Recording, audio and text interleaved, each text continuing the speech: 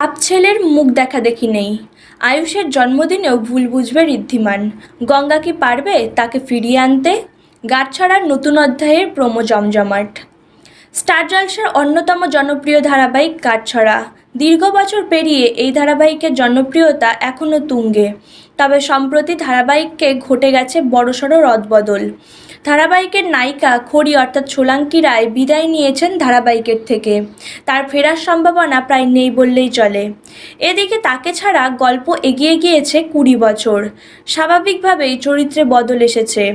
একাধিক নতুন চরিত্র এসেছে ধারাবাহিকে। ছেলেকে জন্ম দিতে গিয়ে মৃত্যু হয়েছিল খড়ির। তবে মৃত্যুর আগেই নিজের ছেলের নাম বেছে রেখে গেছিল সে। ঋদ্ধিমানকে জানিয়েছিল ছেলে হলে নাম হবে আয়ুষ্মান সিংহ রায়, কিন্তু যেহেতু সেই ছেলের জন্ম দিতে গিয়েই মা মারা গিয়েছে, তাই ছেলের মুখ পর্যন্ত দেখে না ঋদ্ধিমান।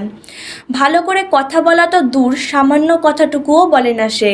তাই বাবাকে নিয়ে মনে একরাশ অভিমান জমে রয়েছে আয়ুষ্মানের। পাশাপাশি কোনোদিন ছেলের জন্মদিন পর্যন্ত পালন করেনি, সেটাও একটা রাগ থেকেই যায়।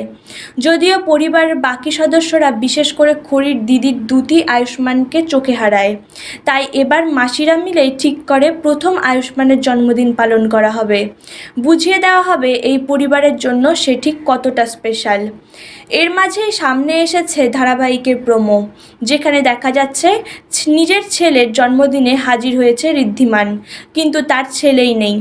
একটি অনুষ্ঠানে গান গাইতে গেছে সে। গোটা পরিবার অপেক্ষা করছে তার জন্য। সেই সময় ঋদ্ধিমানের মা বলে তাদের কুলপুরোহিতের মেয়ে গঙ্গা একমাত্র তাকে ফিরিয়ে আনতে পারবে। তারপরে গঙ্গা গেছে আয়ুষ্মানকে ফিরিয়ে আনতে, কিন্তু শব্দের কারণে সে যখন শুনতে পাচ্ছে না, তখন আয়ুষ্মানের গিটারের তার খুলে দেয় এবং তাকে বলে বাড়ি ফিরে যাওয়ার জন্য। তবে শুরুতে যে আয়ুষ্মান গঙ্গার হাড্ডাহাড্ডি একটা সম্পর্ক হবে, এটা প্রোমোতেই প্রকাশ্য। নতুন অধ্যায়ের এই প্রোমো দর্শকরা অনেকেই পছন্দ করেছেন, আবার কেউ বলেছেন আর এগিয়ে না নিয়ে গিয়ে শেষ করে দিলেই ভালো হতো। এমনকি ধারাবাহিকের পোস্টারকে নিয়ে উঠেছে প্রশ্ন।